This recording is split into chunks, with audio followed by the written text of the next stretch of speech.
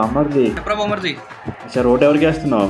మళ్ళీ జగన్కి ఓటేద్దాం అనుకుంటున్నారా? ఓ గ్రేట్ రా. కాదు మన ఇంటికి వెళ్ళినప్పుడు యాక్సిడెంట్ అయిందంటే ఏమైందిరా? అదా మన రోడ్లకి గుంతలు ఎక్కువ కదరా, అసలు వీధి లైట్లు కూడా లేవు. నైట్ టైం అలా బైక్ మీద వెళ్తుంటే గుంతలో పడి స్కిట్ అయిపోయింది బైక్. దెబ్బలు గట్టి తగిలేరాదు. అవునా, సరే నువ్వు మళ్ళీ వైసీపీకే ఓటాయి. కానీ కాదు, మీ అమ్మకు బాగోపోతే చూడడానికి వెళ్ళదంటే ఏం మరి? ఏం వస్తావురా, బెంగళూరు నుంచి రావడానికి 24 గంటలు, వెళ్ళడానికి 24 గంటలు.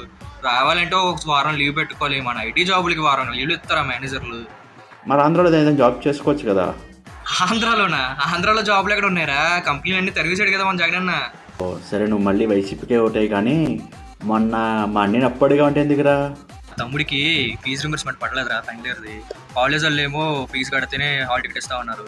నీకు ఏం చేయాలో తెలియక మీ అన్ని దగ్గర అప్పు తీసుకొని కట్టేశాను. సరే నువ్వు మళ్ళీ వైసీపీకే ఓటాయి. కానీ మీ పెదనాన్న వాళ్ళ అమ్మాయిది ఎవరితో పెళ్ళి ఆగిపోయిందంట, ఏమ్రా? పెదనాన్న గవర్నమెంట్ అప్లై కదా, పెళ్లి ఖర్చులు కానీ PF విత్డ్రా చేద్దామని బ్యాంక్కి వెళ్ళాడు. వెళ్ళిన తర్వాత తెలిసింది వీళ్ళ PF అన్ని జగనన్న ఈ అమ్మఒడి నాన్నతడి పథకాలకి మళ్ళీ ఇచ్చాడు. ఇంకా డబ్బులు లేక పెళ్ళి ఆగిపోయింది. అయ్యో పాపం రా. సరే నువ్వు మళ్ళీ వైసీపీకే ఓటాయి. కానీ మీ అన్నయ్య ఎవరో జగనన్న బ్రాండ్ దగ్గర చనిపోయారంట, నిజమేనా? అరే బామ్మర్ది ఆగరా, నాకు అర్థమైందిరా. ఇప్పుడు కళ్ళ ముందే ఇవన్నీ జరుగుతున్నా కూడా గొర్రెలాగా గమనించలేకపోయాను. ఈసారి మాత్రం ఓటు జగనానికి వేయండిరా. ఈసారి నా ఓటు కూటమి ప్రభుత్వానికి. ఈ లెక్క ఈసారి కూటమిని గెలిపిస్తేనే మన రాష్ట్రానికి మంచి రోజులు వస్తాయి. Hello AP, bye bye YCP. Bye bye, YCP.